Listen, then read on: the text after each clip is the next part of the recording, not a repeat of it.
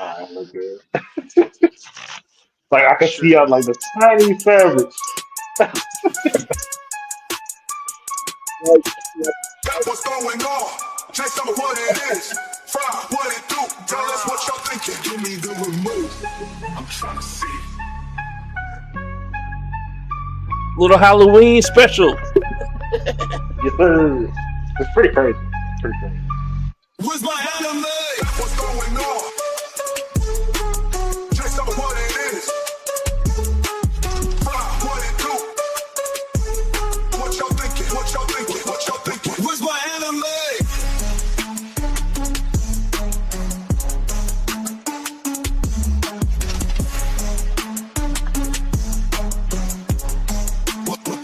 Where's my anime?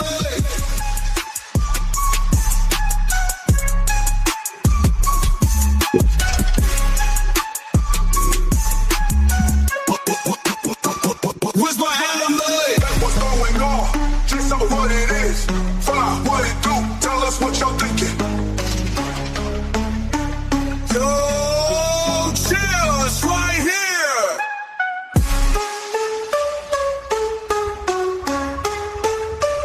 Where's my anime?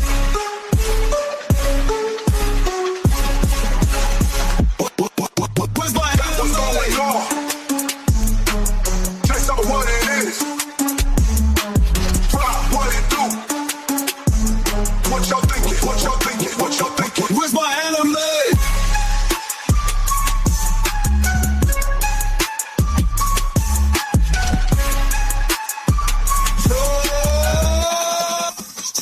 Y'all ready for this? Tell us what y'all thinking. What y'all thinking? What y'all thinking? What y'all thinking? What y'all thinking?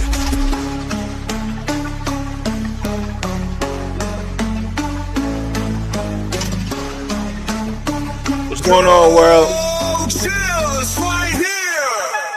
That what's going on. Just tell me what it is. Where's my anime? What it do? What y'all thinking? What y'all thinking? What y'all thinking? What y'all thinking? Where's my anime?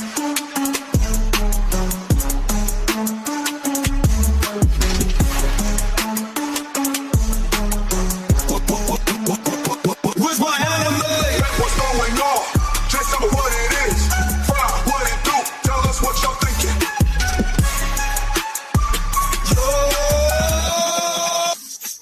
Y'all ready for this? Tell us what y'all thinking.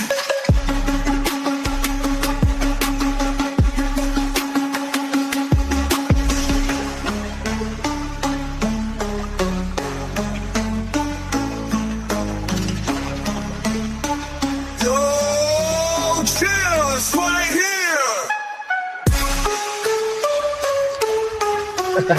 Okay, no face, no What's case. going on? Just tell me what it is. Fry, what it do? Tell us what y'all thinking. Yeah. And we're back with another one. This is Where's My Anime? Episode 45. Happy Halloween, everybody. I'm your boy Jay Simon here with Dap. I'm here with Fry. How y'all doing, man? How y'all feeling? Feeling alright. I'm okay. Yeah, hey, did y'all get any candy, man? Did y'all do any trick or treating or anything? Nah. I look like I was trick or treating. Hey, man, you could have been earlier. I don't know, man. I don't know. Going door to door, trick or treat. Hey, Man. it's surprised when you would still get candy. Hey, look, yo, hold on. Hey, I got a quick question, man, before we get into anything. So Yep. when I was growing up, like the rule was if the light is on by the door, like the door light or the outside light, then So, on Halloween that means you can go get candy, right? yeah, 100%. Facts. Yeah. They don't Why they don't turn it fucking off? do they don't fucking do that no more, dog. Like, yo, in my neighborhood, man, it was some houses that was just all dark as hell, and they had like a little bowl of candy like on the steps, but like you really had to look hard to see they had left candy out. Like, you know what I'm saying? It's Like no, I'm strategic. not going. Man, I'd I'm be not. scared to send the kid there. I'd be like, they're gonna go get a piece and get snatched. That's why it's I dark. mean, it is Yeah, like, Halloween. I think it's strategic. I would do the same thing, especially if I got candy I know I like. Because then I'm like, okay, the lights on. If they brave enough or stupid enough to come here and get candy, okay, they get candy. But the rest of it, I can keep myself for people that don't come. So it's strategic. okay, I, s- I get what you're saying now. What's going on, Black $30 Love by Design? Okay, no face, no case. Jason, I'm too cool for school. Fry said I'm just here, so don't get fired, hey, guys. So I don't get fired. What's going on? Appreciate you for tapping in as always. Yes. Yeah, we got a good show tonight, man. We're live on Facebook, YouTube, Twitch, and X tonight. We got a little healthy lineup tonight. Um, yeah, hey, y'all watching anything that we're not commenting on today, or y'all started anything fresh? I'm, uh, I still have to get the name of that oh, Chinese model or whatever. I did this week. Oh fuck. Was it on Um, Crunchyroll? yeah. It was like, of course, my stats are better than the heroes as the assassin, or something like that. Or something along Okay, that yeah, yeah, line. Okay. yeah. Yeah. I seen that There's up there, man. It's only like like 4 4 episodes, right? episodes. Yeah. It Yeah. like it's funny. There's a couple parallels to I don't know if you guys ever watched it, but from Commonplace to World's Strongest. I In haven't seen the that. uh, the first season's good. The rest of it's not that great. But there's like a couple parallels with like some of the choices they make to like add into the story. But other than that, it's a little bit more serious. Whereas that one, the one I was talking about, Commonplace, is it's just another harem anime. So this one seems to be actually trying to do like an actual like legitimate story where like this guy it's an isekai. He's in class with all of his classmates. They get summoned to another world. Only one of them can be the hero, while his classmates and everybody are all going and like putting their hand on this orb which will show their stats in their class. um, he is able to open it up himself, which they tell him how, and then when he does, he sees that his stats are significantly higher than everybody else's. And unlike everybody else who's just like accepting what the king and queen are telling them, he also doesn't fully trust them because he's like, what if they're lying to us? So he uses his conceal ability like immediately and starts like playing in the background and gathering information. And it's like I said, it's pretty good. Just Okay. like 4 episodes out, but so far it's been okay. The fights have been they're not the best, they're not the worst, but story wise, like I feel like it's going to be kind of interesting. So. Okay, Now, I cool, do got man. some other outside information. Remember a couple episodes back, I was talking about solo leveling and Furrin doing a collab. Yeah. It's based off of the solo leveling mobile game. That's where all these collabs are coming from or coming into play. That Yeah, makes sense. Like that, a mobile game, they can add whatever they want to add. I was like, yeah. that's why I was kind of confused when you sent it, and I was like trying to bring that into the that doesn't make any damn sense. But Yeah. that makes sense with the mobile game and shit. That's okay. Yeah.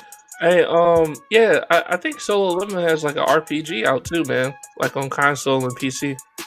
I think it's coming out, something like that. But Could be dope. it's supposed to comprise like all the information from the what is it Donwood? called? No, yeah, from the downward. I mean, my Yeah, bad. Moa. Moa. Sorry. Moa.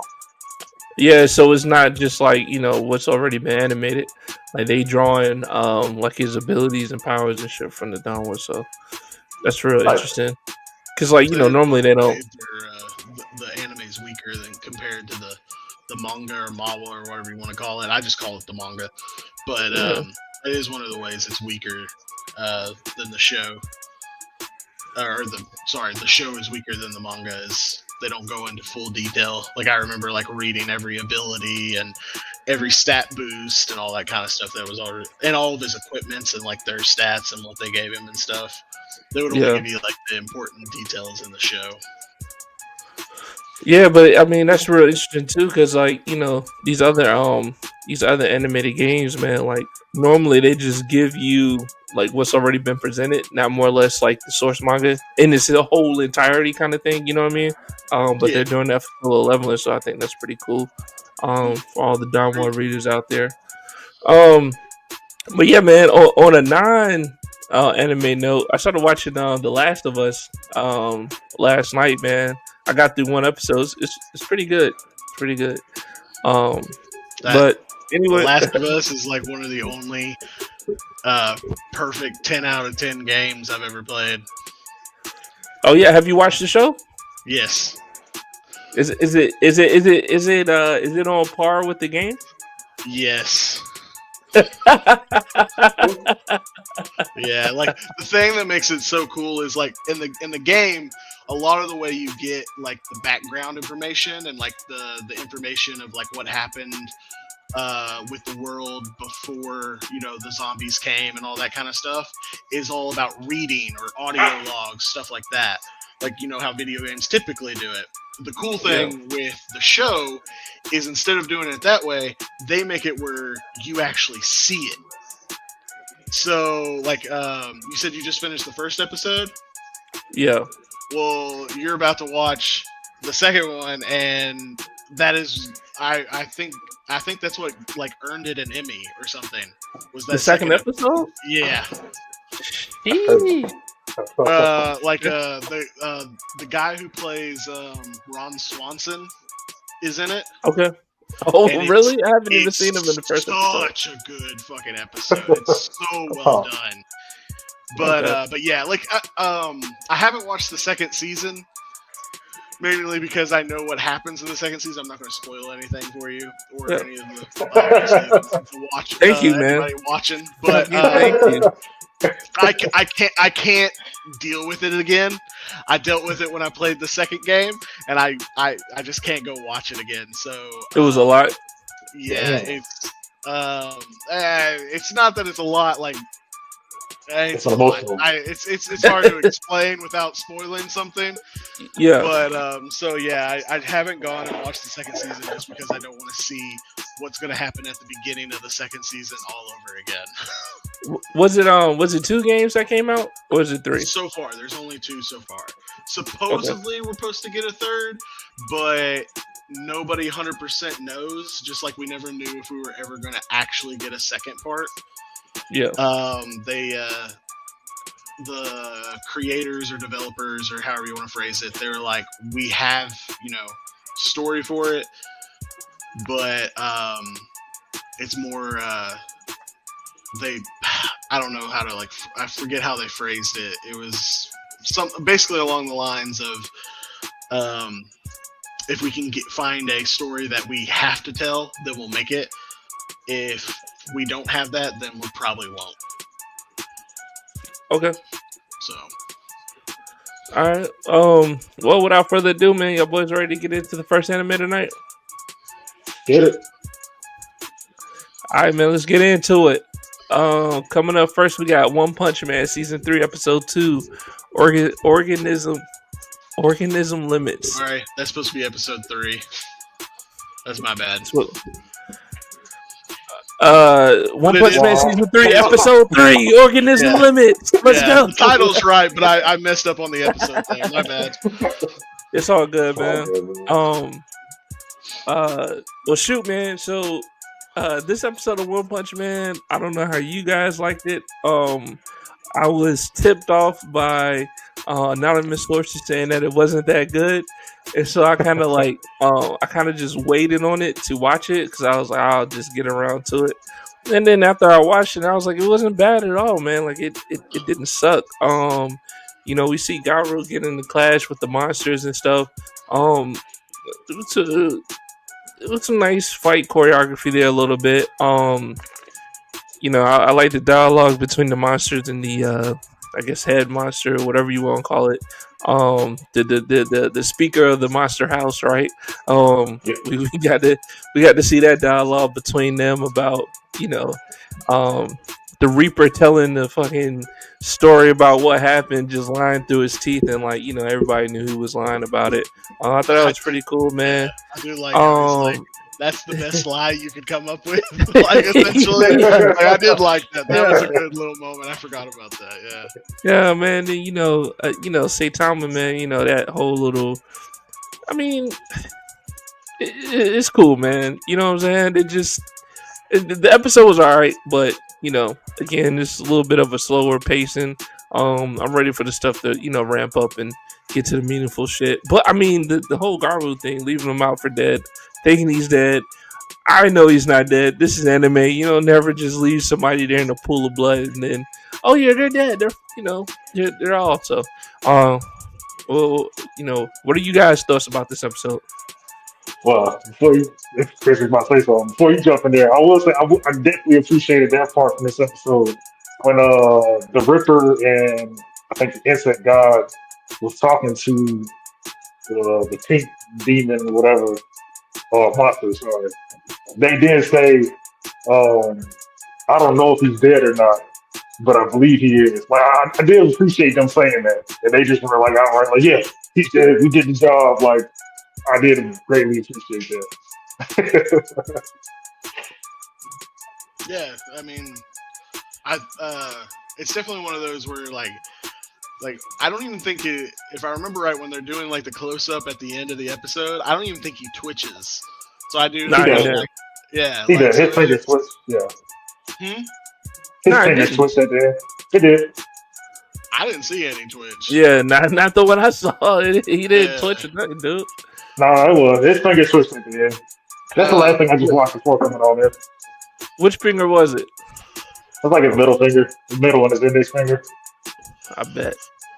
It was a fuck you. It was like. But yeah, I like how they they definitely make it where it's not a confirmed kill or anything like that. Yeah. I do like Saitama and like dealing with all the people in his house. And he's basically the whole time like, could you all fucking leave, essentially? Nobody's listening to him. And of course, the funny moment where what's his name? Robot guy. I always blank on his name. Gino? Yeah. When he pushed King outside? Yeah. Well, I like where he's like, King, go deal with this problem, and just basically like punts him out. Yeah. And King, you can has the little sweat trickle going down, and he's like, "Oh, what?" Yeah. I always love when like King essentially is getting called out, like because I forget who knows and who doesn't like realize King's fucking worthless. I don't think anybody does. Nah, Saitama knows, right? Saitama knows. I don't think so. I just don't think he does. He told him. Saitama doesn't really like grasp who's supposed to be strong and who isn't, because he's stronger than everyone. So no one to him is strong. Yeah, I thought King told him, man, like that, like I think so. It wasn't maybe like the opener, but he kind of just told him like, stuff just happens. Yeah, stuff just happens. Like I'm the last person standing, and something miraculous People happens. Just assume that I did it. Yeah. I do think he like told his like life story, but in typical One Punch Man fashion, he's like, "Huh, what you say?" or like something like that. Yeah. Or most likely because their relationship revolves around video games. He was probably like, "Hey, how do you beat this boss?" or something. Like after he gave his gut, which I also like. Or whatever his name is, thinks that it's simulated combat practice. That's what Oh they're yeah, playing. yeah, yeah. I did not grasp that in the manga, so like seeing that in the anime, I was like, oh, that's funny, and just kind of it was a good little chuckle there. But other than that, I mean, the episode it's not bad, obviously, but it's not like you get a neat little cool fighting scene, as Jay said. But overall, it's more build up. Yeah. I feel, if I remember right, that there's a decent amount of that before it cashes in on it. So hopefully we'll get to see that cash in here soon. I'm not trying to wait to season 4, dude. I'm telling you right now, man. Oh, it better not do a whole Pretty build rough. up for a whole season. That would be awful. 'Cause You we gotta only got cash 12 it in episodes, somewhere. right? Yeah, we only got 12 episodes from the first and second season, man. Like, are we doing this again for 12 episode 3? For season 3? I don't know, but that'd be pretty rough. That'd be pretty rough. I would say we'll probably see the beginning of the of like some form of assault probably next episode, based off of like what the monsters said when they were having their chat. It might not be in major battles, but we'll probably see the beginning of it. Or unfortunately, we'll see a lot of talking, and then right at the end of next episode will be when the battle is about to begin, and then it'll do a cliffhanger to get you to come watch episode 5. Yeah. Unless the monsters do like a surprise attack on all the people, because remember when the pink monster was talking to the Ant Lord and the Ripper guy, he was saying like he was saying which heroes he wanted targeted. He already knew like S-class hero can come through and like that actually be a threat. which was another funny point because the last hero that he said that he especially wanted to get rid of was King.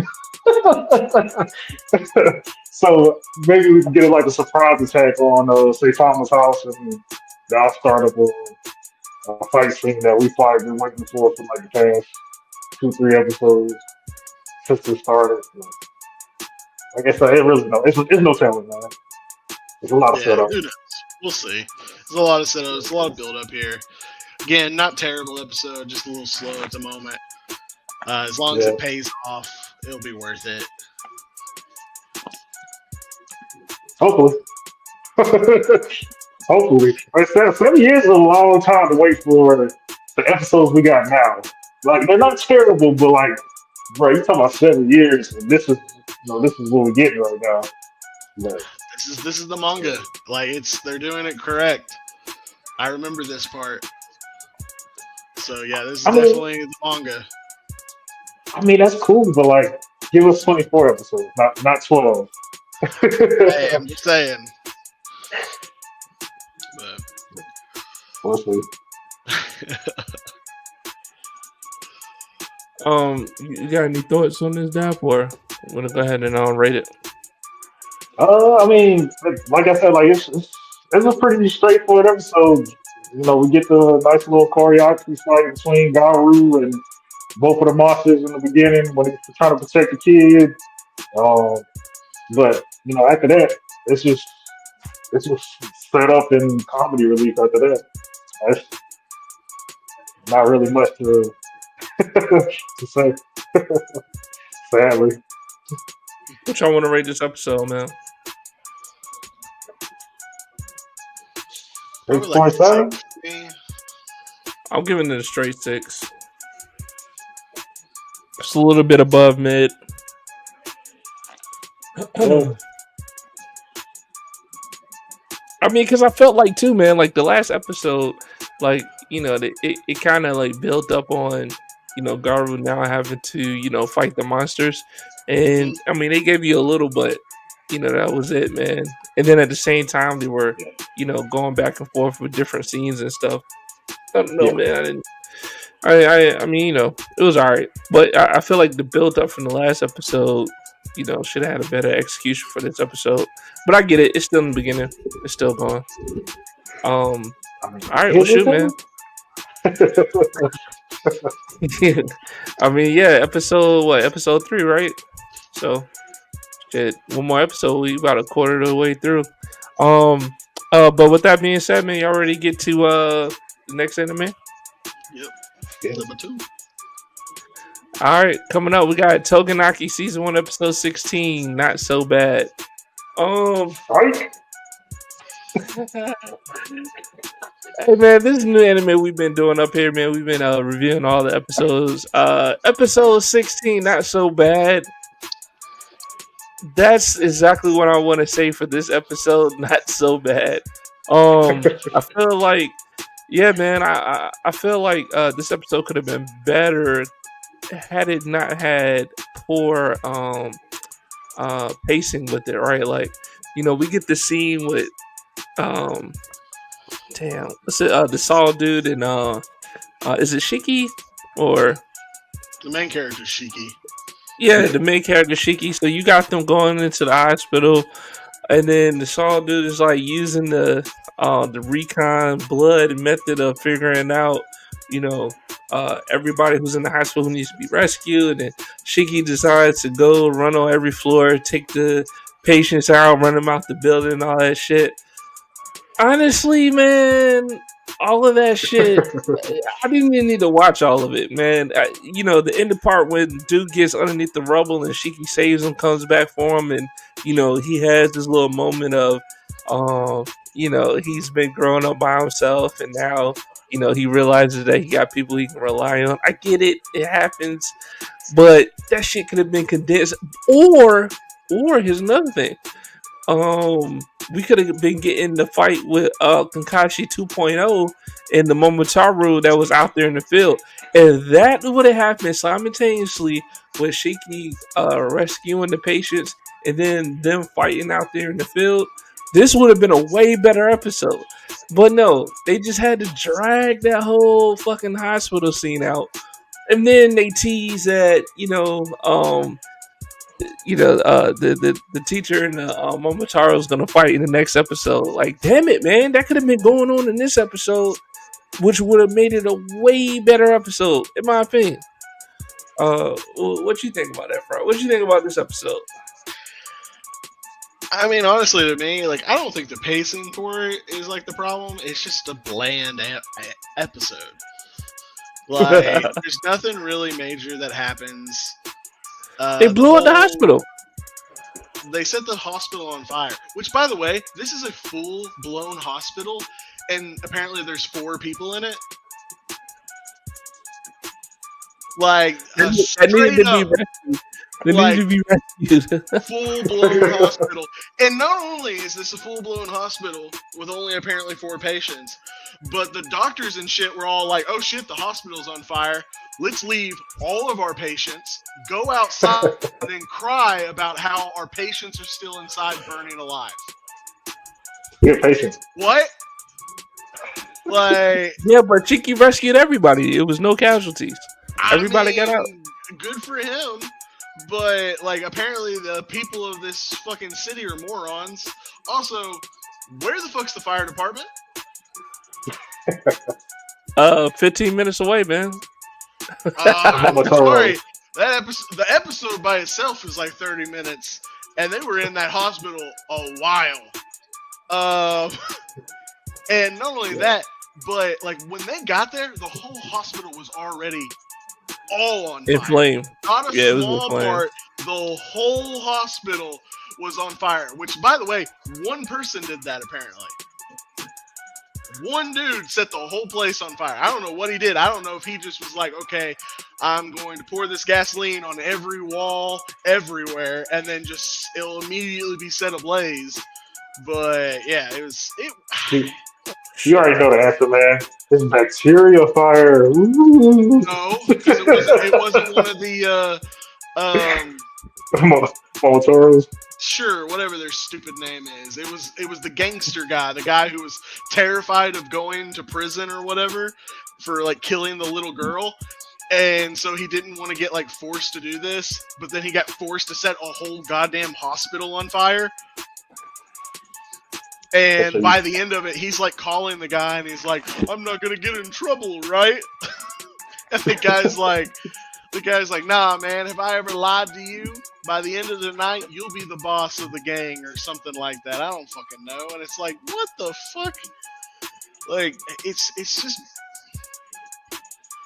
I don't know. Like, the storytelling's not great for this anime. I've said it before. And then, obviously, like, even when their episodes aren't that bad, like this one isn't, like, terrible. It's still, like, horribly mediocre compared to, like, any other anime. That was more entertained during Shield Hero. Ooh, that's tough. Shield Hero? Yeah, like, that's what I'm saying. Like, it's That's not the great. sword. Like, it's I don't know. And I mean, there are some good moments. I do like how Saw Blades dude kind of comes to understand that, like, Shiki has essentially, like, broken down his walls of trust, and he didn't realize when it happened. That's a good little growing moment for the character. Yeah. Shiki actually kind of having a like a callback from, like, the first or second episode where he has this little leadership moment where he's like, hey, I've got an idea, listen to me, and we can help everybody.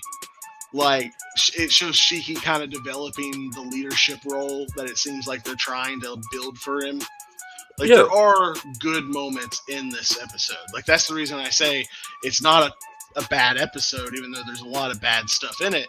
It's just bland. It's not that exciting. I watched most of it while playing on my phone, which I really don't do unless I'm bored. Come on, man. So, like, it's eh. Like, It's still true. it's eh. Nah, I mean, you know what, man? I think another good moment in this was the Momotaro who can see through the other person's eyes after they ingested bacteria and stuff. When he was figuring out the fact that Shiki was calling the other Momotaro on the phone, That was funny. and then they did, like, the split screen where he was looking at Shiki, and then he was looking at his the Momotaro dude, and he was seeing, like, one person would talk, the other person would talk. And he was just like, he was putting it together. He was like, no shit, and he was like, let me talk to you. Like, that whole sequence is pretty cool, man. But dude, I really think, man, if they would have had the teacher and the other Momotaro in the field fighting while this hospital thing was going on, like, I think it would have gave it more content and not be so boring when you're watching it. 100%. Yeah, like, if you had made it where like, the swapping between scenes was mostly done because they were swapping to a fight and then swapping back over, that would have significantly made this a much better episode. Even though the fights so far haven't been great in this anime anyways, but it still would have been better. But I'm betting, or not betting, but I'm also assuming that next episode is basically going to be only that fight. That's going to be ass. Yeah, That's it is. It's probably going to suck. Because it's either one of two things are going to happen. To move the story along, the fight's going to be incredibly quick, or two, the fight's going to last the whole episode, and nothing's really going to move on with the story. One of those two things are going to happen with that next episode, and if either way, it's not going to be good. Yeah, and that's the thing too, man. Because I'm pretty confident now that they're probably not going to be able to deliver on that fight sequence that they're building up to for this episode, and it's going to be disappointing. And then we're going to get more. I think we're going to get more downtime. Like, you know what I'm saying? Like, it's going to be more talking and shit, and it's not going to be, progressing the plot. But those are just my predictions based off what we've seen so far. Yeah, I agree with them. It's eh. But with that being said, man, what do y'all want to rate this episode? I'm giving it It's a hard 5 for me. It's the most bland episode. Like again, there's good moments, there's really bad moments. It's just bland, boring. It's a hard 5. I'm gonna give it a 6, man. Episode I think we've watched. It was a little bit above mid. I'm gonna give it a 6, man. Shout out Toganaki, man. Keep doing your thing. Be better. Have some heat next episode, man. Do not keep doing your thing. Please do not. Do better. Do not keep doing your thing. All right, moving And on for to the viewers, I didn't watch it. Just so y'all know, I didn't watch it. I didn't have time. Ooh. moving. That mask got to be hot. Like, good lord, man. Like, take that thing off. That has to be hot. Nah, man, keep that shit on, man. He fucking sweating under there. We can't see him, but it's just going down. Let me know in the comments. Do I need to take my mask off? Fuck it, mask off. So, somebody play the flutes in the background. All right, man. Let's go ahead and get into the next one, man. We got you cool to season 1, episode 16, gifted and not.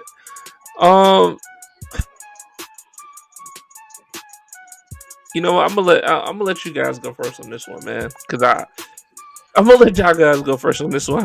How did y'all like this episode? It's interesting. It's interesting. Yeah, I got to gather my thoughts. So if y'all got to jump in, definitely jump in. But like, I wouldn't say I'm like too jumping into the fight with I think it's Zanka and Java. I'm not too crazy about that fight. Like it kind of, I don't know how to describe it. It felt like one of the weaker fights in the anime for me, if not the weakest fight so far. It's not like a bad fight, I guess, if you compare it to like some other animes, because visually it's not terrible, but it's kind of and then the ending makes it even more like Well, that's the opposite. I appreciate how it ended. To be honest with you, I'm okay with that. But it depends. Like it depends on how it goes after. Okay, yeah, Like I mean, that's fair. It does depend on what that's fair. It does depend on what happens in the next episode. Yeah. Like, because for me, like the thing that I do kind of like in this one is I do like how they try to make Knife Boy and Stick Boy, Zanka and Java. like sure, whatever. They're trying to make them like parallels of each other. Like one is obsessed with fighting strong opponents because unfortunately he's a pervert and he loves getting his ass beat. But Stick Boy, like his thing is like gifted people kind of piss him off because to him, gifted people don't have to try. They don't have to work hard for their power, for their strength. But that makes fighting them so much more satisfying when he beats them because it shows just how hard he has had to work. And I kind of like that parallel that they try to build between the two of them. But again, like with the way the episode ends, depending on what happens in the next episode, either makes it kind of fall flat for me, or makes it, or will make it where it builds and becomes really like a badass moment. It'll be one or the other. Okay, so real quick. Yeah. What scenario will make it, a good ending, depending on what happens in the next episode, and what scenario would make it, suck ass for the next episode? Because that's what both guys are saying. It all depends, but what's dependent on what? For me, I mean, sadly, bro gotta die. What is that? Sadly, bro gotta die. Zanka has to die. Like I don't see how he'll be able to get saved. Like if he got saved by anybody else, it would have to be a crazy ass fool. Either that, or it'll be like some shit like Engine took out his person quick fast, and they show that, and then they show him running through the fucking sewer lines to get to Zanka. Since Zanka and Engine were together before they got separated, so I guess you can kind of put together that they're probably in close proximity. But that would be a pretty heavy ass fool. Either way, I feel like he has to die. Zanka has to die. I'm not really sure whether him dying or not wins it or loses it for me. It will depend on how they do it. For me, it's like I want him to obviously get back up and continue fighting. Like, that's what I want for the next episode. And so, like, one of the ways I could see them kind of doing it is I'm wondering which claw that was that stabbed him in the chest. And if we're about to see him have his kind of like have the kind of like crazy Jabber moment that we had in when Jabber's first introduced, where he, you know, goes unconscious but keeps fighting and shit. I'm wondering if we're about to see that with Stick Boy. Is that what you need to see in order for it to be a success? I mean, that doesn't have to be it, but something that allows him to get up and continue fighting. It could just be his own willpower too. But you can't just make him miraculously healed. Like, I don't want that, because that his leg is gone. That kind of sucks. That's just like, oh, okay, so plot armor. Like, that's what that is. So if he has a moment where like let's say, you know, he grabs his stick and slowly pushes himself up or whatever, and he's just bleeding out of the fucking chest hole that he has now, and then he still, you know, gets on his feet and fights, that makes him a badass. And whether he dies or not at the end, it will still make it a great moment for me. Really? Yeah. Like he basically only has one leg. Like, bro, sliced up one of his legs. I mean, yeah, he did fuck up his leg, but like, I also haven't seen him use like the lasers from his like stick or anything in this whole fight. So I mean, even when he did like that shit to that ant, I think, was it an ant? Whatever that trash beast was, where he did that shit where like it went around his neck and like cut it off or whatever. Like, he didn't even do none of that in this fight. Like, he was being pretty basic, if you will, during this fight. Like the coolest moment is when he's like doing like the hop up and down slam thing. That shit was dope. But that ended like that. Like, it was so quick. Like, again, like, I just want him to have like his kind of like badass moment where he gets up. But of course, what we might be needing or might be seeing is he dies, and then it becomes the rounding point for everybody else, or the like the point that, you know, they all are like, oh fuck, you killed one of us, we're gonna fuck you up now. Like, that might be what we need. Like, I don't really know. Like, there's several ways they could do it. But I just want Stick Boy to get up off his ass and like put this guy down. Like, I like Jabber as a character. He's weird. He's creepy. He's a good villain. He's but funny. Man, do I just want this guy put in the ground by this point. Like, this dude's fucking weird as fuck. I mean, he's a likable villain though. His fucking choice of words defies me every fucking time. Golly. So I really want you to beat me in my ass. I'm like, what balls, bro? What? I told you, he's a pervert. Yeah. Like, golly, this choice of words is crazy. Yeah. I just want Engine to do something, dude. To be honest with you, I don't care what it is at this point. Just fucking do something, dude. Like I know he's not. I mean, can we say he's the leader of the party? Like, can we say that? He feels like the Kakashi of the party is what they're trying to kind of like label him as. Is he's the badass of the party? Yeah, well, fuck, man. Like, be badass, man. Like, I'm waiting on that. I mean, we haven't got to see. I mean, Kakashi didn't have his moment until he fought fucking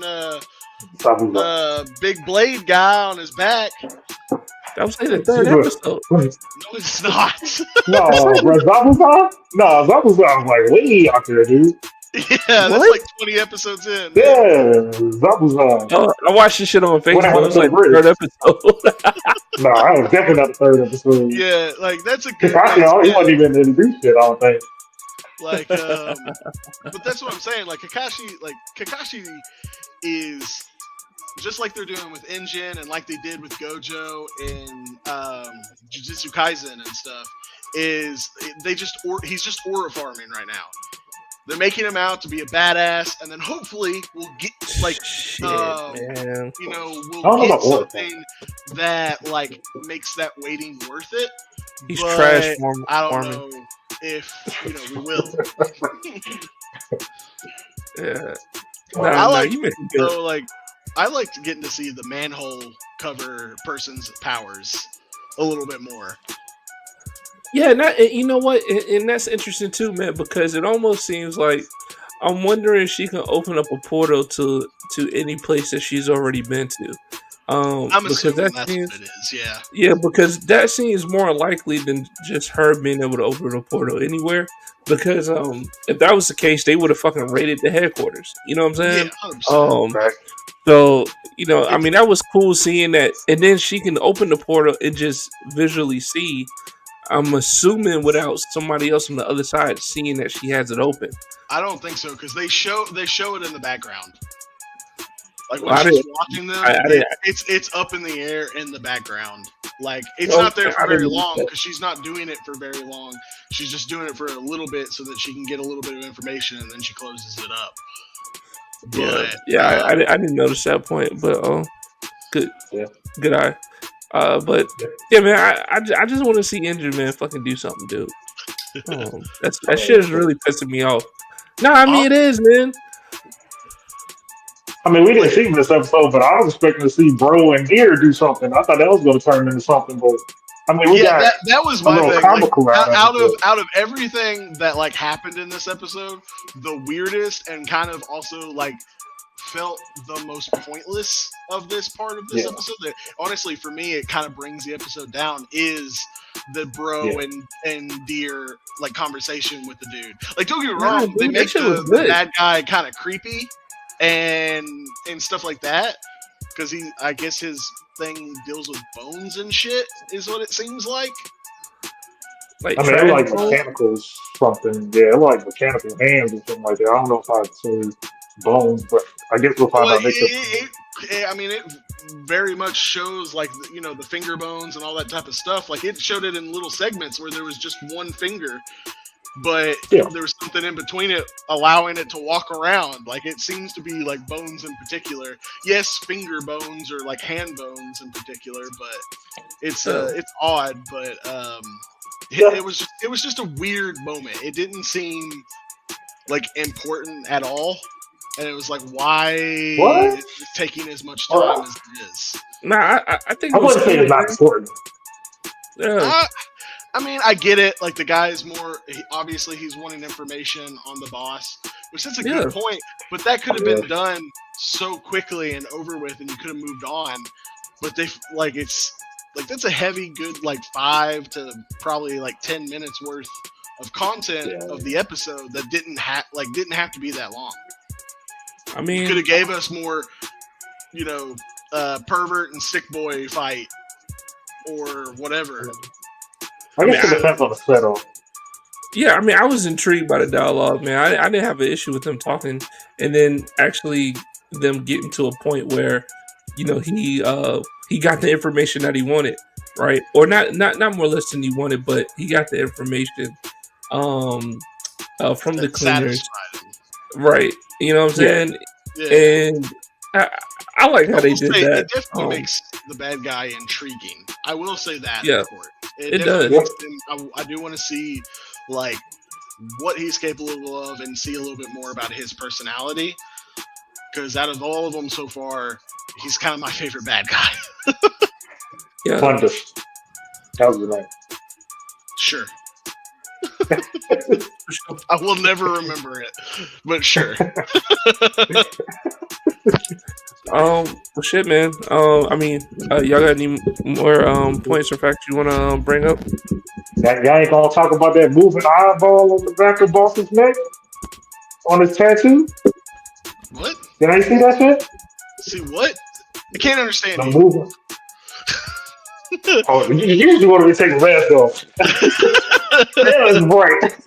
But y'all didn't see that moving tattoo eye on the back of Boss's neck when they was talking about him and they showed that little quick moment and his back was facing the door before I can't remember what girl's name before she busted into the room. No. Yeah, the little pupil on his eye tattoo, it moved. I was like, okay, so I wonder if the tattoos is his vital treasure, or if he has his vital treasure inserted into him like a tattoo. It's I know. I don't know, but go back and look at that one singular moment. Yeah, you'll see his tattoo move. It's pretty All interesting. right. Yeah, I don't know what the fuck you're talking about, but I'll go back and look at it. Yeah, go do that. You're welcome. What about you, Fry? Anything else you want to point out? The conversation between, like, it's not very long in this one, obviously, but with Rodo, or however you say his name, and the bad guy boss. Yeah. I mean, I like to see, like, he's trying to get into his head, like he's trying to, it seems to be like mess with him and stuff like that, and I kind of like seeing like it's working, but it's also like Roto's like trying to go, no, like the cleaners are, this, like they've been good to me, this type of stuff. Like I don't know, it's a good little back and forth moment. Like I wish that we would have got some more, because I feel like the boss is just waiting to like lore drop a shit ton of stuff to us. And it's like, God damn it, just give it to me now, please. But that might just be me. That's just that itch for more lore content. Man, I do like the timing though. I did like also that they showed that there's apparently people who worship the trash that falls from the sky and will literally just sit there and allow themselves to get killed by it. Like that was like wild when you see the fucking like steel beam smush a dude's head. Yeah, that was wild. And then so even worse with that one what kid, looked like the parent who was literally like, forcing their child to hold on, and the child's trying to, run away. Like, Jesus Christ. Like, that was such a fucking intense little moment. But, yeah, but other than that, I mean, good episode. Not terrible. Not great. Yeah, it was alright. What y'all want to read it?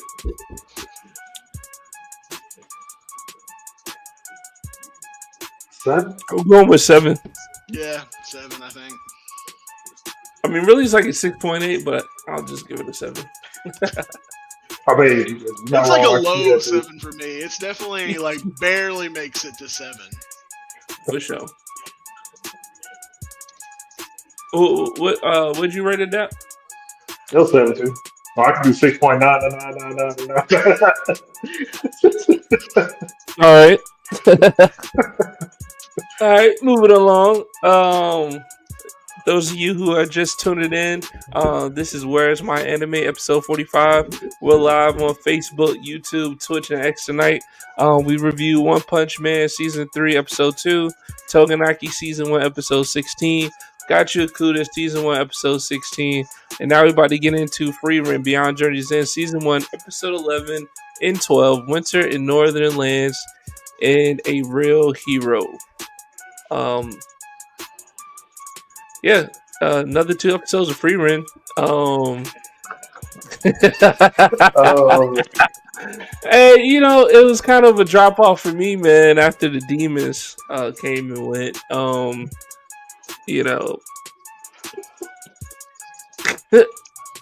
Really don't have too much to say about these 2 episodes. Although, like, episode 12 was a little interesting. A Real Hero, with the whole, the whole hero sword and Himmel, and we got a little bit of Stark's background. 2 real cute episodes, man. Don't really got too much to comment on, man. How'd you guys like these episodes? Wasn't no fight scene, so you ain't got what to say. No. We knew how it was gonna go. Time out. It was a fight scene in there. On episode 12. I think they did like 3 attacks, and then Freeman fucking used the what is it called, the whatever fucking magic, devouring magic, and that was it. So they was cleaning the house. I wouldn't say necessarily a fight scene, but no, it wasn't a fight scene, man. It was a typical Free Ren fight scene. Typical what? And how is it typical when we just saw him take out Aura and the 2 other guys? Like, technically, that's an anomaly in this series. You know what I'm saying? Because all the other fight scenes before that has been this. So the demons is like an anomaly into what's regularly inputted into this anime. But that's not the first two demons we run into, or the first three demons we run into. Right, and tell me how the fight sequences went with all the other characters that were fighting. It went When they went similar to against this one. the demon that created the demon killing magic or the killing Yeah, magic, yes. it wasn't completely a one shot kill. I Like didn't say it one. took us. I said it was pretty about 2, 3. one-sided. Yeah, like 2, 3 attacks, and that was it. It's pretty one-sided. But no, I That's mean, simple fight. I mean, come on, man. this is Jay. We know what he's gonna I, say. I didn't bring it up. Dat brought it up. I know. Dat brought it up. I didn't bring it up, but since he brought it up, I talked about it, man. As always, I love Freerin. These two episodes. They become a lot slower compared to the last ones you're dealing with. They give you a little bit of a break. Yes. It's another, drops it down, starts to build up until we get our next, badass moments. And of course, this is more for lore dropping. I like getting to see our first other elf and winter in the northern lands. I like the priest elf. I think he's really neat. I like how like Freerin, by the end of that episode is like, I've already got plenty of people praising me and all that type of stuff. I think that's really, it's really nice. It's a really sweet moment. I also like one of the things. What? It is. No, I said it was cute. It is cute. Yeah, it's 100%. It's a cute moment. Like one of the things I also kind of like with dealing with this new elf is you can tell through like context clues and of course the way the elf talks and stuff too that he's significantly older than Freerin. Yeah. Like to the point where he the way he talks is he sounds like he essentially at one point was probably this badass hero who did amazing things, but it's been so long ago that no one remembers it. I like getting to see that kind of like side to it. Is like one of the things like they go into with Freerin, of course, is that she is going to live for so much longer than all of us humans, and to her, of course, people remembering her doesn't really matter. Like that's not the point for her. But like obviously for this elf, that was a big deal for him after so many hundreds, thousands of years, however long he's been alive. Because of course they never really give us a specific number. But getting to see how another elf deals with it, and that the way this elf dealt with it is he found religion. He found what it's just called the goddess, I think, right? Like that's just how they yeah. Like he found the goddess, became a true believer, and it pretty much is just a selfish belief to him. He just wants somebody to basically, when he dies, go, "You did a good job." That's all he wants.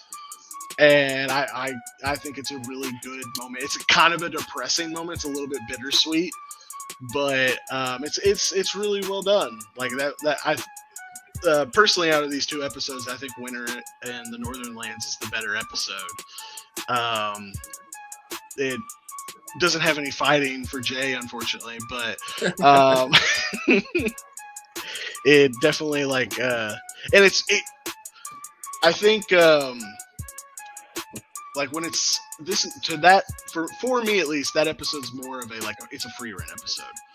Like it's not meant to Fern and Stark, like they're in it. Obviously, they're dealing with the winter as well, but they're not that. Like, there's nothing really there for them. It's for Freerin. It's for this other elf, and of course, it's for the audience to grasp the life that these elves go through and the unique challenges that somebody who lives as long as they are, or that they do, has to go through. So it's good. I like these 2 episodes. I can't wait for more Frieren. Obviously, I'm a hardcore Frieren fan. So I do like, as Jay said, in at least in episode 12, we get some Stark lore. We get to see his brother. We get to see what um, what his family thought of him. How much like where his path of a coward, I guess, started at. Um, all that good stuff. So, but overall, good, solid episodes. Yeah, I I really wasn't too much of a fan of episode 11, which is painful for me to say. 11 was being my Shockingly, favorite number. No, no, not because it's free run, because 11 is my favorite number. That's what I heard you to say. It's that, and then this will probably be like my least favorite episode of free run. I guess like there's like some aspects of it like I didn't like just the fact that they've been stumbling upon like these locations out in the snow and like free one's able to remember exactly, you know, or tell exactly where she's at in a snow covered place. Like that doesn't make sense to me. It just seems like it's kind of more forcing the story along. Like I know it's done it before, I will but say it feels like it this made more with sense. that shack. If you're thinking like that shack, like, oh, they just happened to find this shack or whatever. That was actually during like I mean, if you go back in time to medieval times or stuff like that, places like that, that is actually a pretty common thing to have a place where travelers, if in emergencies, they would have somewhere that they could hold up if a big storm came in or something like that. That is actually a well-known fact that did happen throughout the world. So her knowing about that, that would be something as somebody who travels through that area, like they would want to know, like as a well-traveled person, as somebody who is prepared, knowing where those locations are at would be Yeah. would be something that a thoughtful traveler would be planning for just in case. I mean, makes it I even won't knock better. it for that, but they Now, even for being able to specified a find good it couple of because of the times. snow and shit, yeah, that part is a little unbelievable. I 100% agree on that fact, because Yeah. especially in a snowstorm, like because they were Yes. walking in a snowstorm. It is. Yes. I don't know if anybody's drove through a snowstorm before. Uh, You can't all tell. right. Yeah, you can't tell anything. Yeah, I Exactly. did. Because Freeman Yeah, even says last it year in herself. She's Florida. like, I don't know where we're at. She said it multiple times. Yeah. But somehow they still stumbled upon this shack that she knew was right there.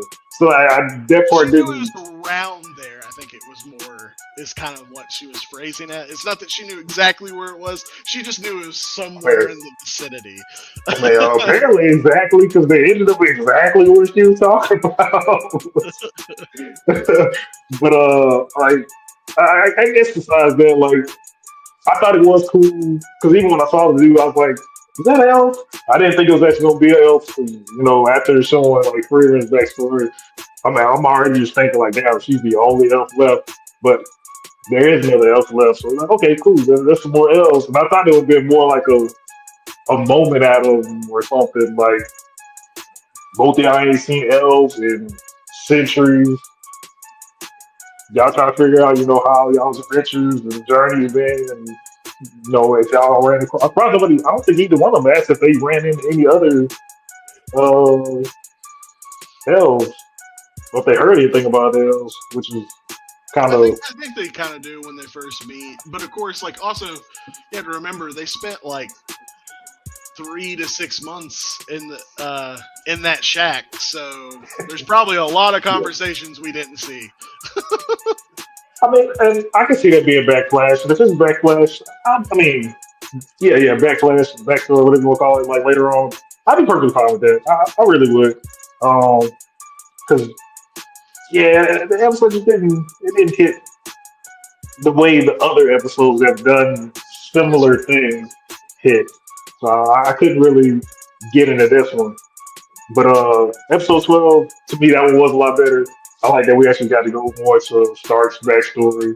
like you were saying earlier, we see like why he is how he is and how he came up. So I really appreciated that. And then of course, we get some more backstory on Mel, like about the hero sword. Yeah. No, I thought that was pretty interesting. I thought Stark was probably going to end up going to get the hero sword too, but they just left it as is. But I'm not gonna sit here and be like I'm wow from the little bit of action we got from episode 12. It was just them cleaning the house. It wasn't nothing like to go home and write about. I just appreciated the backstory and the little back and forth between like Freeman and Fern trying to figure out what they want to get Stark for his birthday and all that type of stuff. Like I enjoyed that. I enjoyed what I got out of it. Yeah, it is a sweet moment where like you get to see the flashback where his because he talks about how his family never gave him a present, not even his brother, and then it turns out that he did the old tradition that his his dwarf master did. That's such a sweet moment. That is a good moment. I kind of forgot about that one. That definitely helps the episode for sure. Yeah. I definitely like that episode. I hope. Yeah, I like that. So I just enjoyed it. Yeah.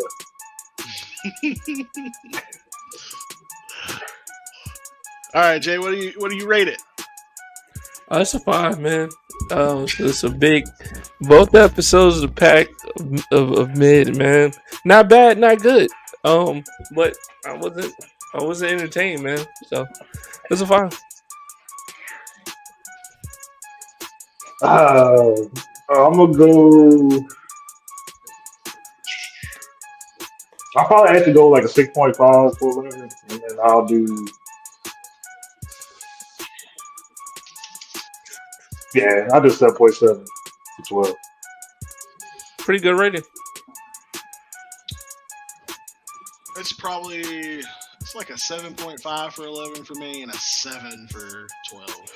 They're pretty close, but I don't know, getting to meet the other elf in that episode, and I really enjoyed the conversations that they have. So I really enjoy episode 11. Fair enough. Wait, hold on. My bad. What are you gonna say? Now go ahead, man. We got some more time for Freeman. One thing that did bug me though, out of all the spells and tricks that Fern knows, she doesn't know a single one that can warm her up. You have to create a fire. She doesn't know no kind of heat magic. That's pretty crazy. You can make flowers bloom, but you can't turn. You can't conjure a fireball at the tip of your main staff. I mean, that's fair. They never really go into that, so I don't think they ever talk about that, ever. They went through it twice, and if it's only going to get colder as far as they go north, that's weird. That's weird. I think it's also more keeping something like that up is you're basically going against the natural world by doing it. And one of the things they kind of make out with magic is when you work with the natural world, it's easier. But when you work against it, it takes more mana, and then of course having to keep it up continuously. Whereas if you're in a blizzard, she did keep them warm enough for them not to die in a blizzard long enough to find the shack. Because it's not like they ever say how long they were out in that. That's just making fire with it. I was just burning fire with it. No, I'm saying when they were literally moving through the blizzard. We don't know. I think she was. We don't know if she, they were keeping her warm, or she was keeping them warm from that just long enough so that they could find shelter. They never really go into it, but it's also a fair point. You think she would be able to summon a fireball or something? Yeah, they brought up that point. Yeah. Because when Stark fell out, it was like yeah, we can't just levitate him because then the wind will blow him away. So I was like, okay, cool. I like that they Yeah, can't do like just that because one you're makes about to do sense. something, Yeah. it's gonna do it. So I'm like, all right, cool. I can appreciate that. You world building, mechanics building. You got you. Yeah. All right, appreciate it. What those eyeballs? I guess I'll go ahead and say that too. We don't know what happened to you that was watching us on Facebook Live, but we on some other platforms like YouTube, Twitch, and X.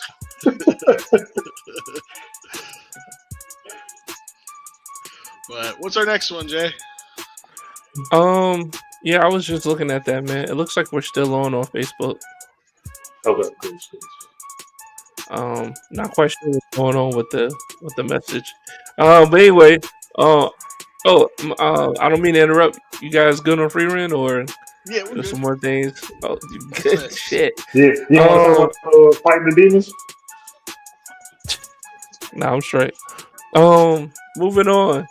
We got Sanders season 1, episode 3, Zeus, Smasher of Textbooks. I'm gonna just go ahead and get this out the way right now with Sander, man. This shit was weird. We're live. This shit was weird. This shit was weird. This shit was weird.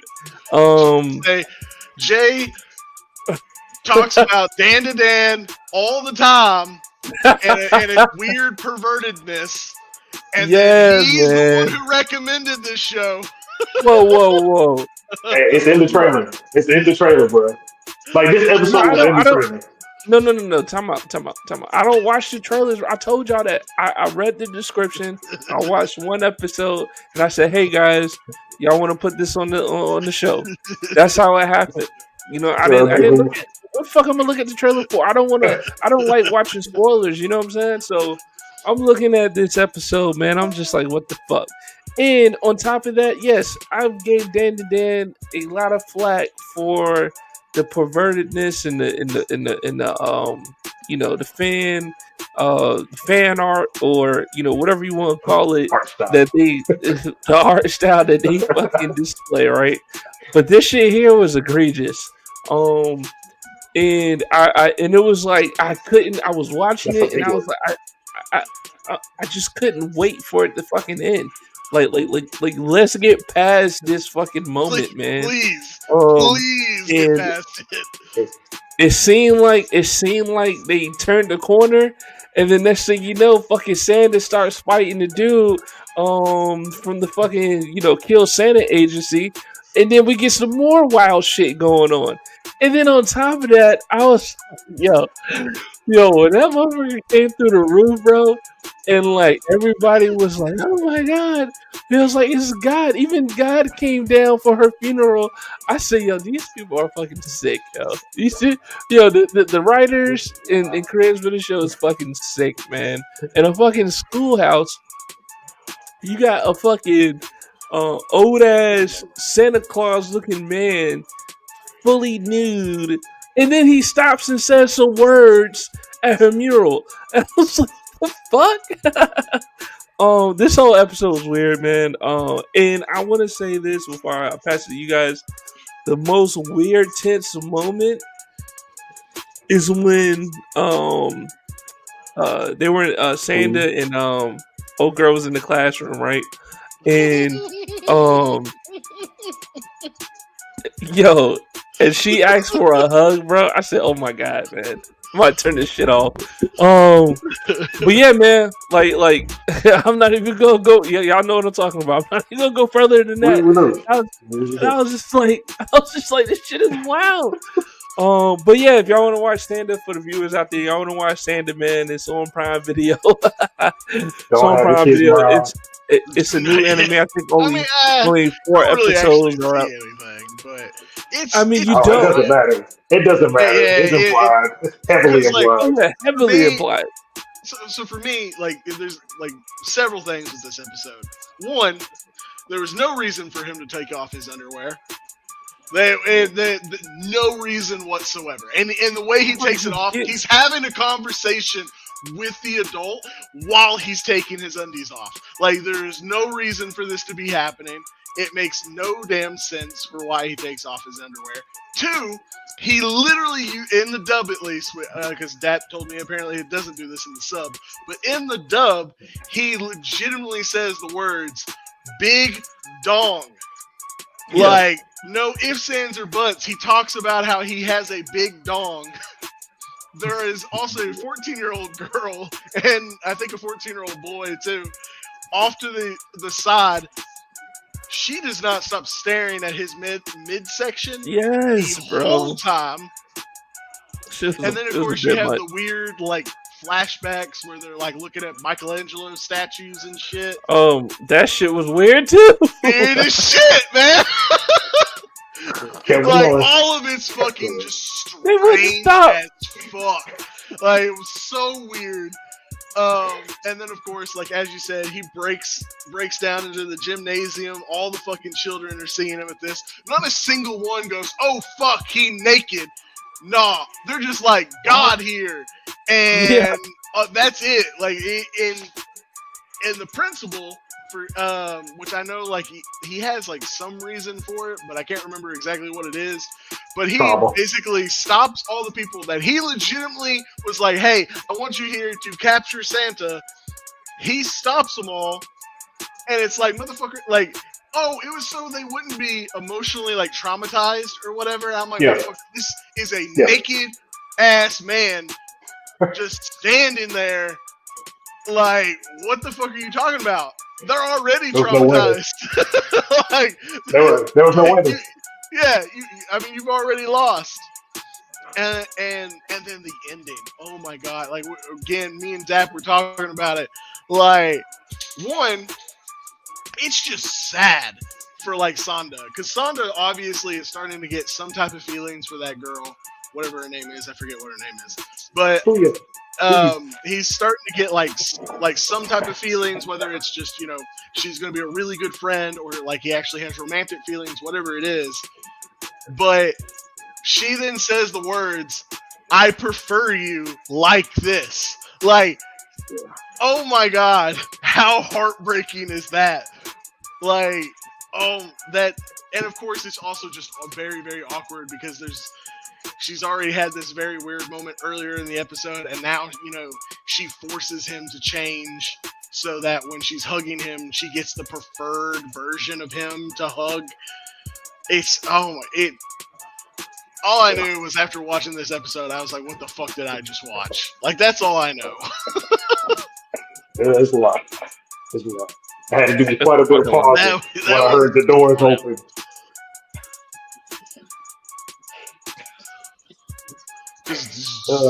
Yeah. I hope this is, like, done. Like, they just did this for the joke of it, and then we'll never have to deal with, like, how bad this one is again. Because if they keep doing this, like, oh my god, like, I'm gonna be like, I'm out. It's too much even for me. I feel like we might be good, because, like, the way I saw when he took his boxes off or whatever, like, yes, it was uncalled for, but I felt like that was him, like, accepting the fact that he was Santa Claus and getting all this information, like, hey, I'm not really a monster or stuff. Like, you know, I can actually be out here doing good for the kids. And these people right here are the ones that's actually out here hurting the kids. Like slowly as he was fighting the other adults, being able to go all out and stuff. Like, he kept, like, you know, I wouldn't say boosting his ego, but, like, he felt more safer in his Santa form. So, like, I understood it, but I'm not saying that. There's fucking no excuse for that, man. Don't even fucking try, bro. It's no excuse. I'm not saying it. I'm not saying it was necessary. I'm just saying that's what I perceived it. I didn't think it was gonna go that way, but that's what happened. Honestly, that was still the fight itself too was kind of weird because, like, Brian got thrown through a whole fucking concrete or brick building, and he survived that shit like flawlessly. Like, he didn't get no kind of concussion. There wasn't no little anime blood out the hair. Like, it was nothing. He ain't cough up blood. Clearly, he's a Santa Claus killer, bro. Like, he's been trained, man. Motherfucker. And then apparently too, I guess Santa Claus could take fucking bullets like he's fucking. I don't even know. Like the Dude. Hulk, which is crazy. Like he kept getting hit on the side. Well, I guess he was aiming for the heart, so I guess that makes sense. But yeah, he kept getting hit on his right side. But everyone that came to his face, he died that on purpose. He made sure to move that neck out the way. I want to. Sorry, like we've focused so much on, of course, him being naked and it just being weird. But I also want to clarify on this too, like. The whole reason that they hunt Santa is also very stupid. It's supposed to be like your children. The children have to do what they're set up for, and we don't want them to ever hope that they can do whatever they want. Like that's the whole reason they want to, huh? In this era, in their era, in the era they're currently in. Yeah, in this era, we don't want them like they have to do whatever path we've set them on, and they can't hope and all that. And I was like, that's just such a stupid reason. Nah, it isn't, man. I like it. No, it is. It's ridiculously. I despised it. I was like, is the whole reason Santa is hunted down. You have to control the minds of the kids in order to make sure that you have the future that you're trying to plan out for it to be. If you don't, then you're gonna have those outliers and shit's gonna get wonky. It is concentration camp.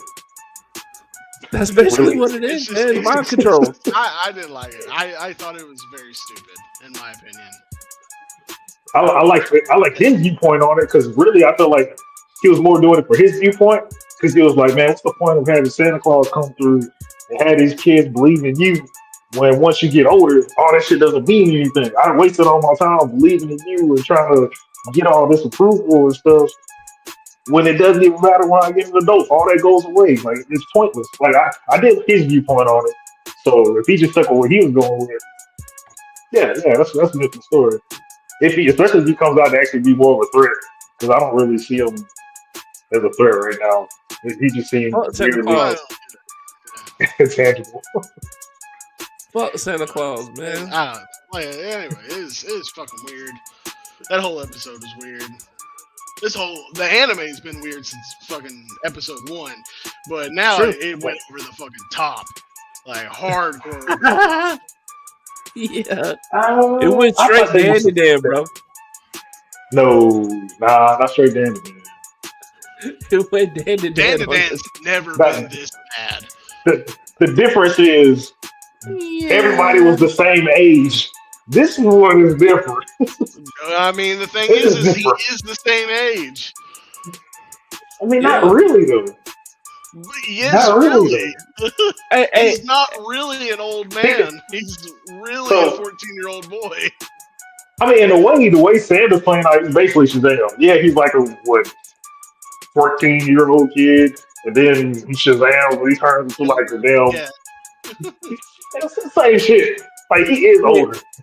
And what did the kids call Santa Claus when they seen him? Did they call him? Did they say Grandpa God? It was God. Yeah. That was funny too, man. It was. They made at least they didn't do that. At least they didn't give the doll the. At least they kept the doll clean, which might be just the regional version. They kept the doll clean. Like the doll is just like naked and even has facial hair. Like it doesn't. The doll doesn't have features. Yes, that's what I'm getting at. The doll. Yeah. What y'all want to rate this episode, man? Strange. I rate it strange. I can't give it a number. I have no idea because the thing is, the animation isn't bad. The story isn't honestly terrible. With animation is clean, bro.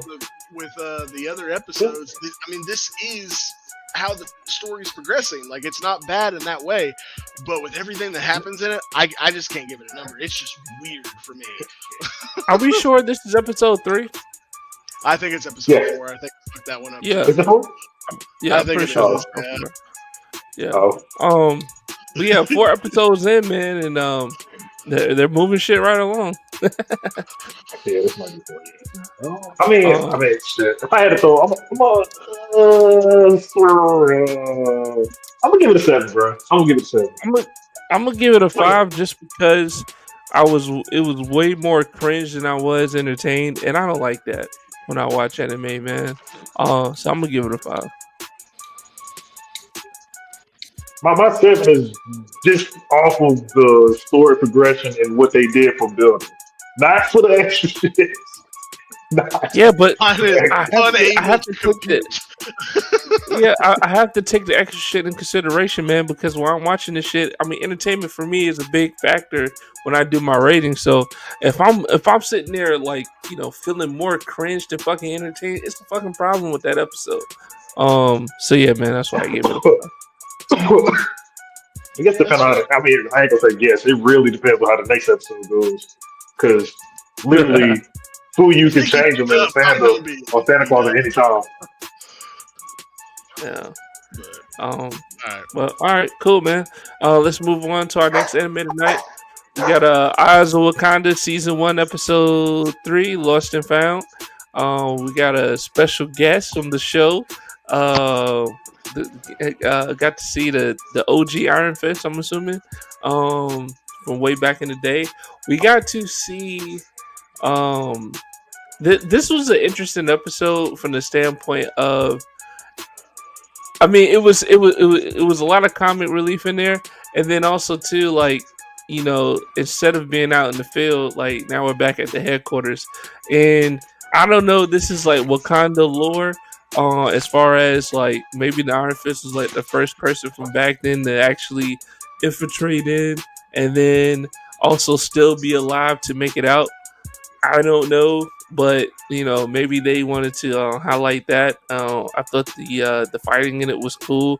It wasn't like wasn't like over the top or super consistent, but there were some cool moments when Iron Fist was getting busy, and then you got to see her actually use the Iron Fist power. When there was fighting, and she kind of said what damn, I can't remember the sequence and what she said. Well, basically saying I defeated the fucking Shalon dragon or whatever the fuck it is, and I'm the protector or whatever the fuck. And then she used her fist, and then did her shit. So that was cool, man. And then also too, like, the relationship between the field agent and then the captain dude, that was funny throughout the whole show. Watching So yeah, man. Debo. Yeah, I like this episode, man. What about you guys? Yeah, yeah, I like this episode, man. I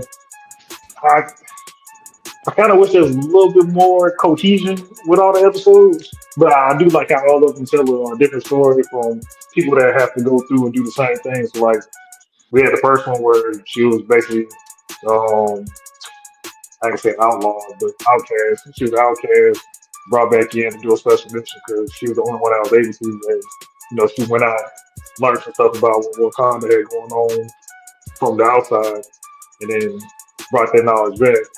And then you get the next one, he goes out, and his whole thing was, I guess it was the same with this one, but he ends up building a bond with some people he had to work with during his espionage, and he ends up having to kill his friend. That traumatizes him, and he goes back.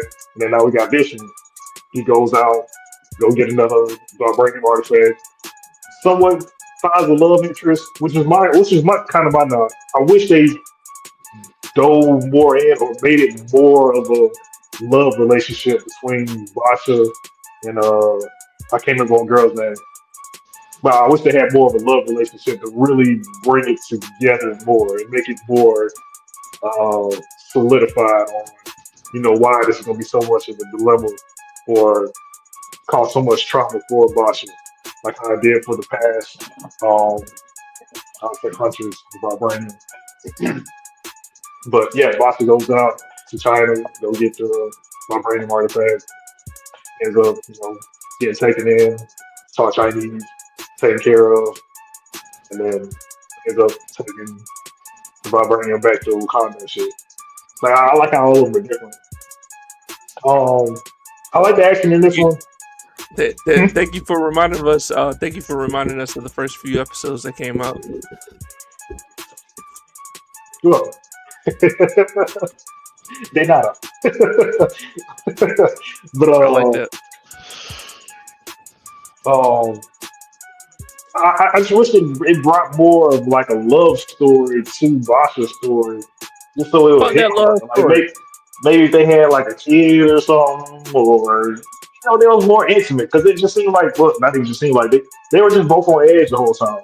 Both of them knew that one of them knew more than the other, but they just haven't revealed it yet or slipped up to make that mistake yet. And well, I mean, I guess Basha did make the first mistake by taking off going to Wakanda, not knowing that old girl was with him. But I feel like that part didn't really hit like that. And then knowing old girl's Iron Fist, like nobody stood a chance. Nobody stood a chance. So you kind of had that hanging over your head too. But overall, I did like the story, like the mix of action and comic relief, and just like how the conversations were going. It went so naturally. I was thoroughly enjoying it. It kind of comes off like how the MCU movies come off when they do their action comedy conversation pieces. Like I think this one did that a lot better than the last two. So I did greatly appreciate that. But I, I'll leave it there. See, that's what I don't like about this one. This is You don't like actually the comedy? I don't so not really no. Um, for me, like the tone shifts so violently in this one that it kind of like pulls me Yeah. out of it. For me, like this whole series is essentially a spy series. Like that's Yeah. that's basically what it is. And that to be a spy, it's a lot more serious. And then you get this character who kind of takes it all as a joke. I mean, yes, you could say something like along the lines of, "Oh, this is how he copes with it" and all that type of stuff. But I mean, you can't ever really go into that because we're only going to get to see him for a 30-minute episode. We're not going to get to see this get built upon and played out. So, like, we go from these very serious moments where you have the girl dealing with a war criminal, you got the dude dealing with the Trojan War, and then you got a fucking lover spat in the third episode. Like I wasn't a big fan of the comedy. There are a couple like good little gems in there for sure. I definitely chuckled a couple moments. I do like, the kind of the friendship between the spy and the artifact protector guy. I forget their names, but I sure. I liked their kind of, like the friendship between each other. I thought that was kind of good. Like that, Yeah. their moments with comedy was well done because, of course, like these two guys play doing that and those moments would be a good way for them both to release their stress, and it would make sense to me. But the spy himself, like he jokes constantly from the beginning of it all the way to the end. He never takes any moment serious. I also Iron Fist should have beat the living shit out of everyone who was in that facility. Like if they had the moment where when she was surrounded by all the war dogs and I don't know if that was like a cafeteria or whatever that place was. Yeah. But if she had when they were all like coming at her and we got this moment where she just basically knocks them all unconscious and then walks out of the room or something, that would have been awesome and would have felt in character. Instead, she fights them off a couple seconds and then she just jumps out a window or something. I forget exactly how she gets away. Yeah, she threw a chair. Yeah, she threw. I think she kicked a chair and busted the window and then jumped out. We don't get to see her really use the Iron Fist too much. She breaks a door down with it. She breaks out of her bindings with it.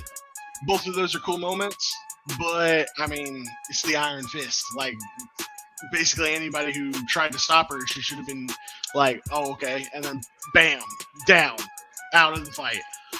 Of course, That makes sense, though. It does. Like, she's not trying to kill anybody. She's just trying to get her artifact back. I get it. Yeah. Like, I understand like why they do these choices. I don't know. It just doesn't. When I compare it to the other two episodes, like the first episode to me is significantly better than episode 2 or episode 3, and then I didn't think episode 3 was going to get worse than episode 2 was, and to me episode 3 is. It's not significantly worse. It's not like we're going from, like a 7 to a 4 or anything, but to me it is worse. Like the combat isn't as good. The dialogue is the story itself is and then I don't like how they kind of make it so unserious.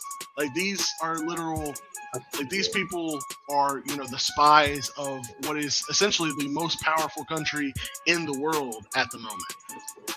And not essentially. They are the most powerful. They would be the only people with flight at the moment. They would be the only people who can, apparently heal wounds instantly and do a variety has the most of advanced things.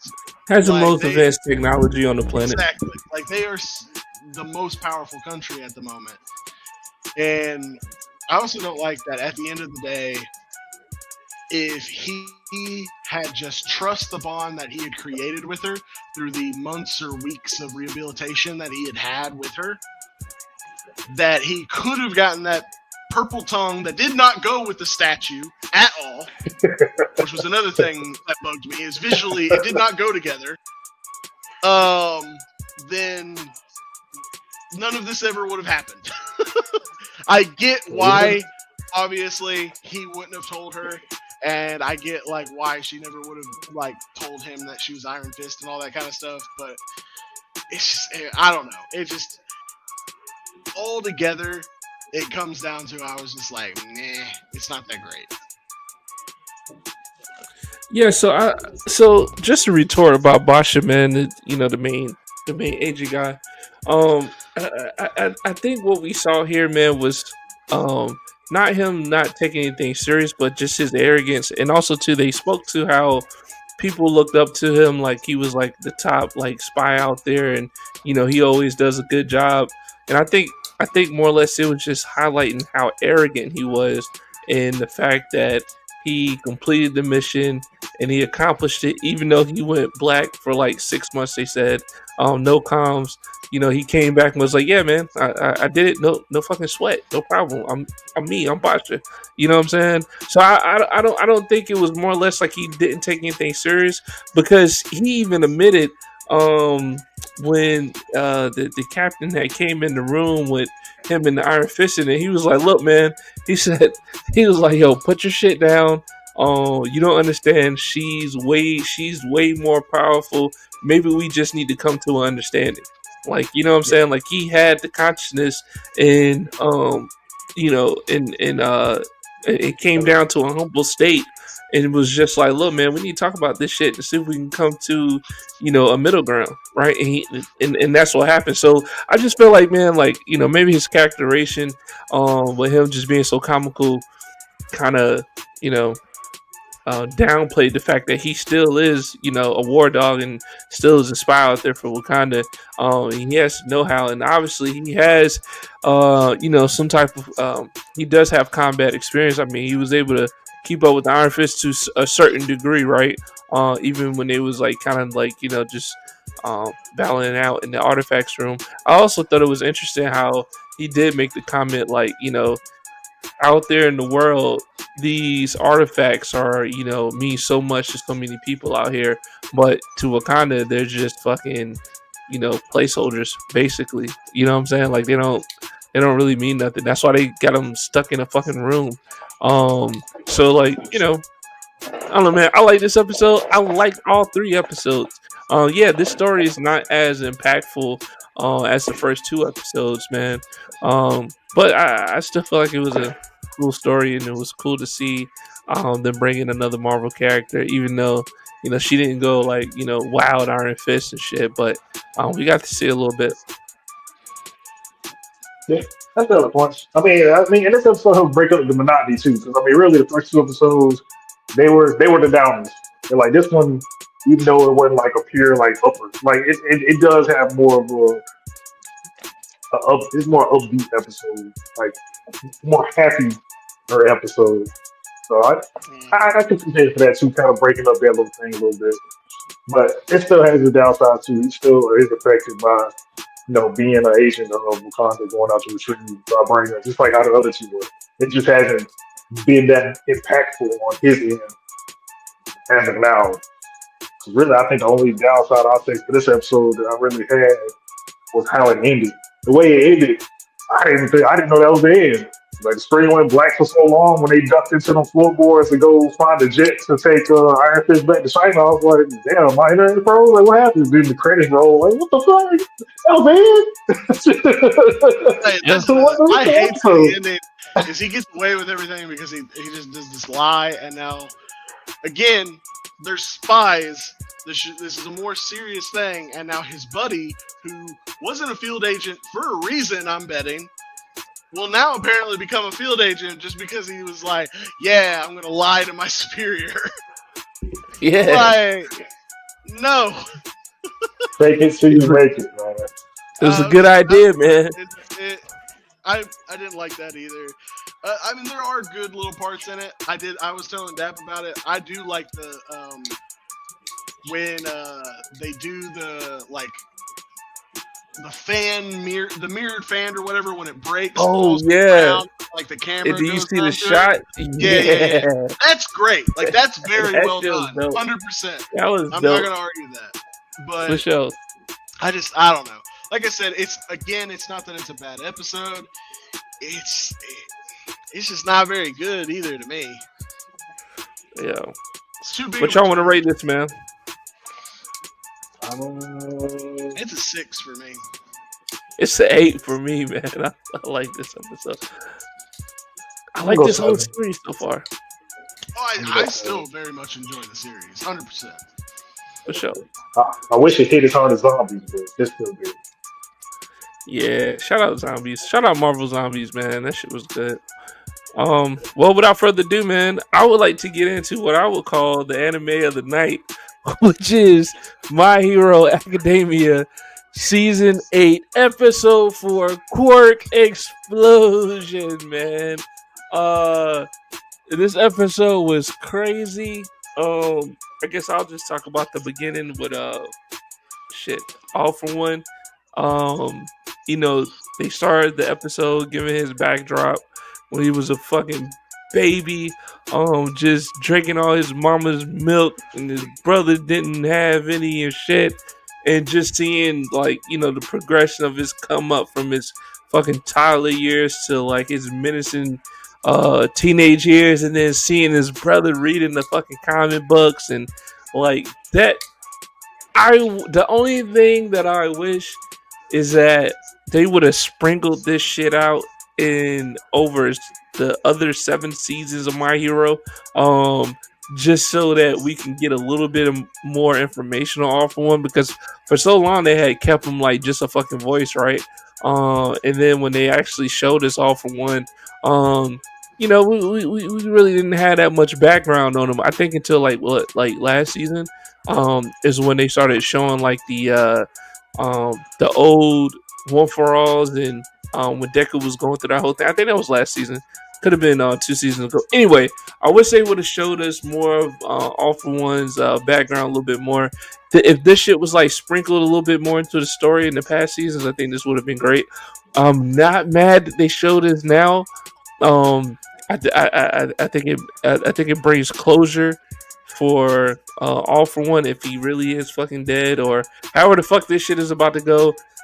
But I'll let you guys take it from there because there's a lot to fucking cover in this whole episode, and I don't want to just talk about it all. Shout out My Hero, man. I was watching this shit. I was so fucking hyped, man. I was hyped when I was watching this episode. But go ahead. I feel like the crazy part. The One for All thing is All for One. The All for One thing, I did like that. I did appreciate that. But man, like the Bakugo setup, man. Like the whole time watching this, I'm like, bro, like Vegeta ain't even get one of these moments yet. This is like this feels like a Vegeta moment, but it's ain't Vegeta. Like he actually got the fucking W.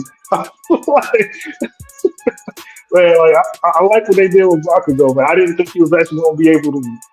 I didn't think he was gonna be the one to actually stall out All for One and take him out.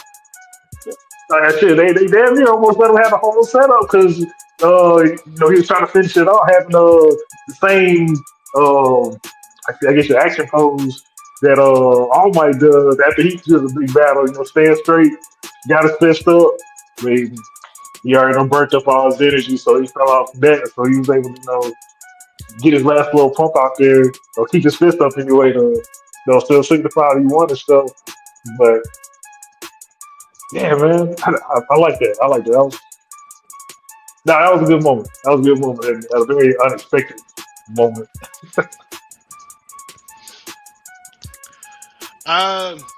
For me, I mean, obviously the episode's fantastic, but then also I just love visually. I love this episode.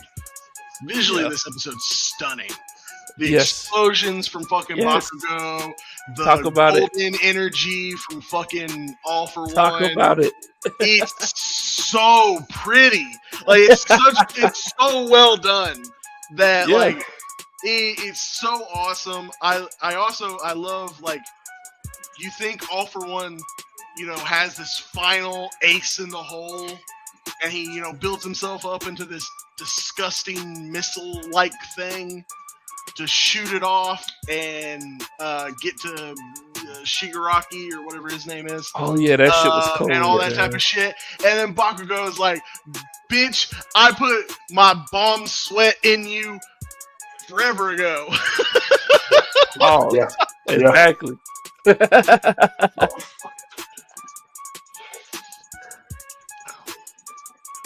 Oh yeah, we kind of missed you if you said something. It was just the whole. No, I saw it. I stopped talking. It froze. Oh, okay. But yeah, it was so well done. I really enjoyed this episode. Bakugo, fist up in the air, defeats All for One, the biggest of big bads that we've essentially had. And he's the one who finishes it. I fucking loved that. I love that for All for One, to him, it was like losing all over again to, what did they say the guy's name was? Kudo, I think? Or something like that. Something like that, yeah. Yeah, something like that. For him, it was like losing to that guy all over again. And I fucking love that. Like, All for One, he's a piece of shit. So him screaming no, no, no, no, no in his head is a perfect fucking ending for him. It is perfection.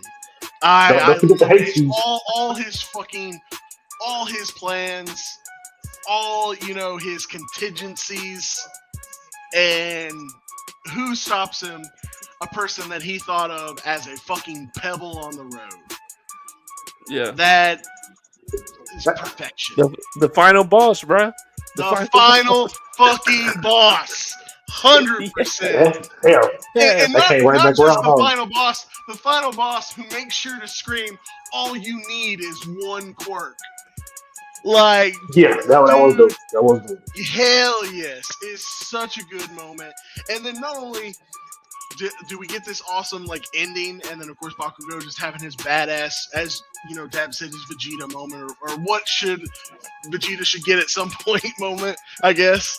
Sure. But also we get to see his character, its growth come to its final conclusion, which is where he's like, all right, it's up to you, Midoriya. It's I pass it off to you. Like you gotta bring it all in. Like yeah, and it's such a good little moment right there at the end that it just makes me go, fuck! I can't wait for the next episode. And so far, this season, every fucking episode's been that way. It is holy shit. Like if they keep how you do it. Dude, keep this up. Like, He's this gonna is say going to be shit. fucking amazing. This is how you do it, man, and that's why I'm so excited for Bleach season 4 coming next year, bro. Like, this gives me so much hope. Like, That this is was how not a Bleach setup is gonna segue. bring it. This is how That Bleach was is gonna not a bring it. setup segue. No. But listen, I do have a question though. So like, can somebody explain to me exactly what happens when in the All for One flashback, like he's chasing after his brother, and like he tries to grab him, and then like he fucking explodes, and there's like blood on All for One, and then like what happens in that moment? All for One. Because I didn't quite understand that. I believe he accidentally killed him, but you can hear him say, like if he won't look at me, like he won't look at nobody or something like that. It's not those exact words, but he says something along that. And I think he accidentally killed him. I don't believe he meant to kill his brother, but he was so frustrated that his brother was refusing to look at him, because for some reason, All for One's big thing was he wanted everyone to look at him, whether in like awe or fear. He didn't care. It was just he wanted all eyes on him. But his brother wasn't, and that frustration caused him to accidentally kill his brother. So how was he able to pass that to Kudo or to the other guy that was there? Because the only thing blood. I'm about to say, because flashed on his face. Yeah, I'm about to say that's the only thing I saw was just blood on his face. Mm-hmm. Yeah, and basically, yeah, actually, because they did testing for One for All. Like, because obviously we know that One for All, like he didn't have a quirk really when he was born. Because it never apparently was able to grow. We learned that in this episode it was never able to grow. And then when his brother tried to force an ability on him, it was able to absorb enough of that energy to become its own quirk. But of course, he couldn't ever develop it, because the way we understand One for All, the way it works is every person makes it significantly stronger. So as it passes on, it becomes more powerful. So even if he knew he had a quirk, he wouldn't have been able to do anything fucking with it. I mean, that was part of it too, though. Because the fact, but he got malnourished too. Because the reason why Alpha was like, no, the reason why my perk is so strong because I drank all the milk from mom. Like I didn't let him have anything, so he was malnourished, and that also affected his quirk fully activated. He was malnourished before they were born. Like they show that with him being the significantly bigger twin before they're born. Like he was malnourished all the way from when they were literally being created. That's what they said on the sub. That's what it says. Which begs the question. I was watching the sub too. It's dubbed yet. Yeah. We was all watching the sub.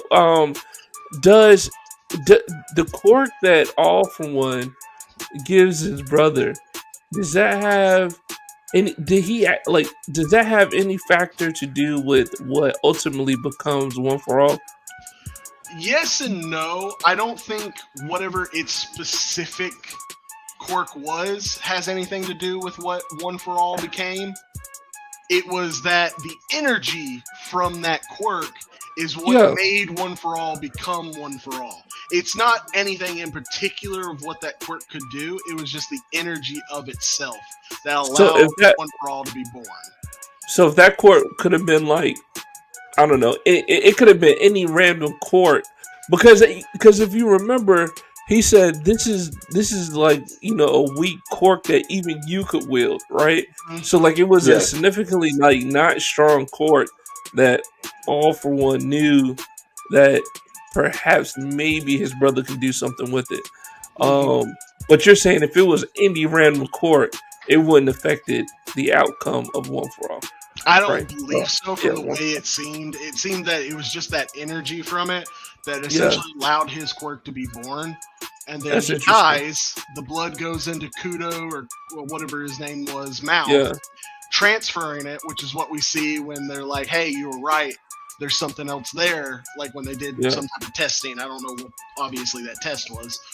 But and because of course that guy, like they never got to know how it worked. They like learned along the way, like and figured out how to pass it, and then we get to see them pass it each time because you see Wielder 3 get it, and then you see him die, and then you see the smoke guy get it, and then he passes it on to All Might's master.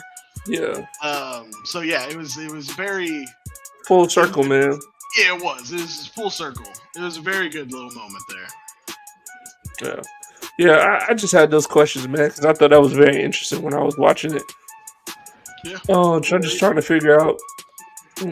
Just trying to figure out how it all goes.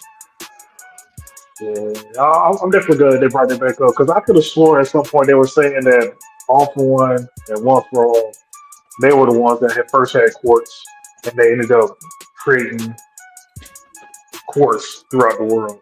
I could have sworn that's how the story went. I didn't think like quartz was already there. No, then, from the very first episode, the supposedly first person with the quirk was the glowing baby. That's just in this world. He's the glowing baby is the first reported case of a person with a quirk. That's not saying he was the first quirk. It was just the first reported person with the quirk. I do like that we found out that glowing baby that we've seen all the way from the very first episode was apparently murdered at some point by One For All. Like that. I mean, you probably want a baby at that time. All For One, but that was wild. I mean, I'm not surprised, but also at the same time, like, what the fuck? Was it stuck a baby? I mean, I don't think it would have been a baby at once. It wouldn't have been a baby at that point. It would have been like a man or something, because they were talking about how the reason he killed him was he was getting people behind him. He was becoming this like figure, this leader that had all these other quirk people behind him. And obviously, All For One wasn't going to accept that because, as we know, his big thing was he wanted everyone looking at him. So he was essentially jealous of people looking at the glowing baby, or glowing man at that point. Hey, did y'all see my boy in All For One's consciousness? What's my boy the Wings? I was about to say Hawk, yeah. Y'all see them in there, y'all? It's like, oh, that's yeah, he talks. Yeah. Surrounded by women. Surrounded by women. It was like, this is basically what did he say? It became my this is he said something to the lines of some type of like fan group or something like that. But I was just like, yeah, man, shout out Hawks in there, man. Like, it was cool seeing him again. But this next episode, man, is really gonna be interesting, man. And fuck Deku, man. Like, don't fuck this up, yo. Like, that's all I got. It's not going to Deku, bro. It's not going to that. I just gonna go to Todoroki and I can't remember the dude's name with the engine cast. It's gonna go to him. I bet you it's gonna go to their fight. Their fight's over. No, I've seen the preview. Yeah. Oh, you see the preview? Oh, I don't watch the preview. I don't watch the end. I don't watch that. I didn't watch the preview, but I'm pretty sure. Yeah, I watched the preview. I didn't watch the preview. I'm pretty sure their fight's over with. They make a comment about that like at the beginning of the season. I thought they said they were quickly approaching their destination. I don't remember them saying it's later. Hold on. Which part are you talking about? It's not a fight yet, but remember, Dobby was overheating or some shit. Yeah. Oh yeah, Dobby's done. Yeah, that's done. Yeah, they've already dealt with it. Did they? Yeah. Hell yeah. That was for some years. Yeah. They came through the same day, man. It's probably going to slow down next episode. We'll probably get there's probably going to be some type of conversation going between Midoriya and Shigaraki. But I don't know. Honestly, I don't have any big theories for this one. I just Deku's coming with it, bro. He gotta come with it. He has to come with it. He has to go plus ultra. To go past the torch, man. He beat the fucking, he beat the first bad guy. It's time for Midoriya to finish this up. So, yeah, I can't wait though. It's gonna be awesome. I leave all, My Hero Academia to like Thursday, Friday before we do the show because I want it fresh on my mind. I fucking love the show, so I will wait. I know it comes out like tomorrow or today. I guess technically what day it is. I watch that shit tomorrow every Saturday. I watch that shit every Saturday, and then I'll rewatch it Thursday or Friday. That shit is good, bro. That idea. It was. I wish I did too, man. So I was watching, like, the way the episode starts off, they threw me off. I thought old girl that was in the alley, I thought that was the old sniper chick that Becky's had to fight. I said, oh shit, wait, what, she was pregnant? What's going on? Like, that was little subtle stuff that just threw me off. Like, I wish I did watch it twice to, get a second opinion on watching it again. But yeah, it was crazy how much they look similar. I had those questions loaded, man. After I watched this shit the second time, I said I still don't understand this shit. And I was gonna ask the boys on the show, but what are y'all giving episode 4, man? What y'all rating this one? This is a 9 for me.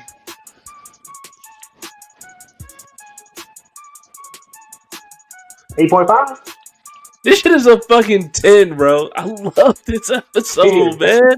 Yeah, because and this is why, man. I was entertained throughout the whole entire time, so that's a big plus in my book.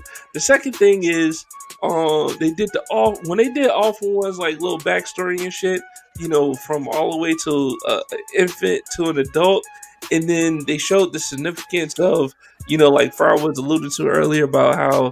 He wanted to be just like the villains in the comic books. Like, he didn't want to be the hero. Like, he wanted to be feared and he wanted to be observed, right? And like when they showed all that, and then how his brother viewed him and like still wasn't giving up on him, and like basically saying like, man, you could have had the best quirk in the world and helped so many people. Oh yeah, like, I forgot about that. That was actually a really good moment. I liked that. Yeah, it was right. If All for One had not been a fucking asshole, he really could have probably created like the perfect quirk utopia. Yeah. So like taking our village and shit. Yeah. Well, I mean, all that shit was dope. All it could be like, oh, you don't like your quirk? Takes it away, gives it to somebody who would want it, who would use it for what it was capable of. You can't control it. I can take it away. I can weaken it. Like, he could have been the linchpin that brought everyone together. But he's born essentially like dead inside. Like, there's a reason his eyes don't reflect anything. Basically, they were saying he had no soul. He was born without a soul, is essentially what they said.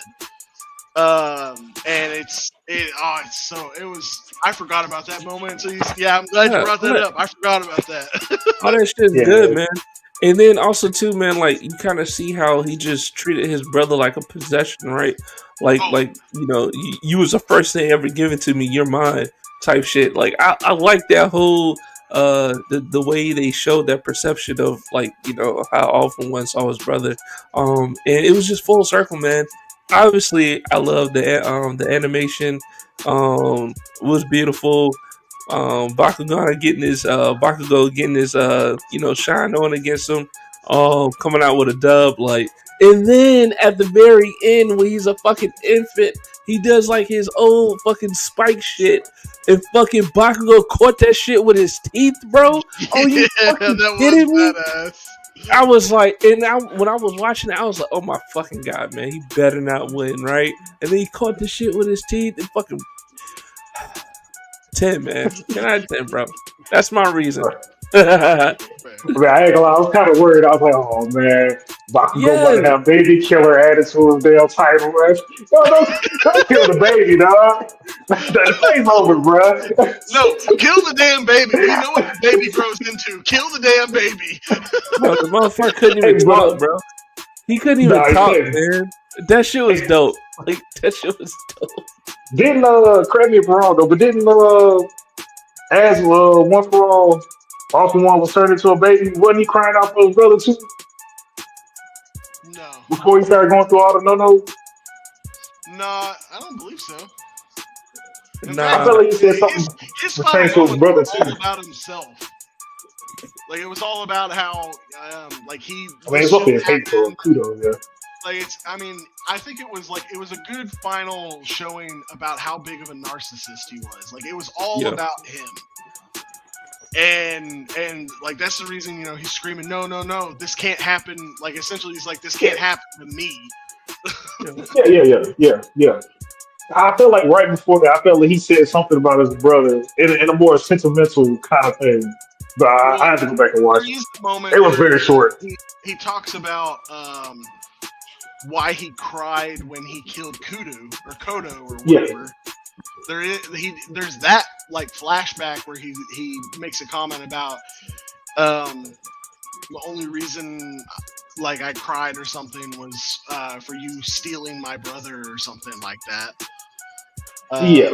It wasn't about being sad or anything. It was about someone stealing from him. Yeah, But, stealing what he felt like he owned. Yeah, You know exactly. what I'm saying? He Like, get bullied. He got bullied, dude. Yeah, you cry when you get bullied. And then you get your revenge. What you ready? Yeah, shit, whatever. But yeah, I don't know that whole little. I don't think there was anything where he was like, "Oh, brother, like where are you?" or something like there wasn't anything like that. Man, I felt like it was like something like I still need you. Like it was some shit like that. I have to go back. I'm gonna go back and watch that part and see it. yeah, show us I the feel like he footage did say when something. you come back. I get the wax. All right. Cool, man. Any more thoughts or comments on My Hero?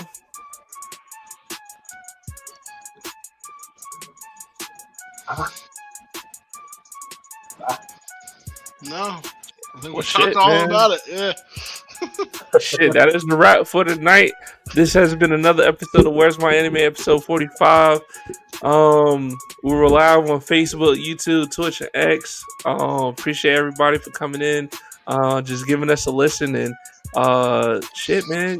Comment next time if you dare. Agree or disagree with anything that we saying tonight. We appreciate all the love as always. Y'all got anything you want to say? Y'all next time. Mask on. Let's go. Let's go. I think Farah wants to say goodbye to everybody too, but okay, he's back now. Call the Matrix. Yeah. Hmm? Anything you want to say to the people before we get out of here, bro? Peace out. All right, man. Appreciate it. All right, till next time. Till next time. And that's a wrap. Thank you for watching another episode of Where's My Anime. Great appreciation to those who like, subscribed, and viewed today's episode. If you agree with what I said today or disagree with what Dab had to say, please drop it in the comment section. We will reply.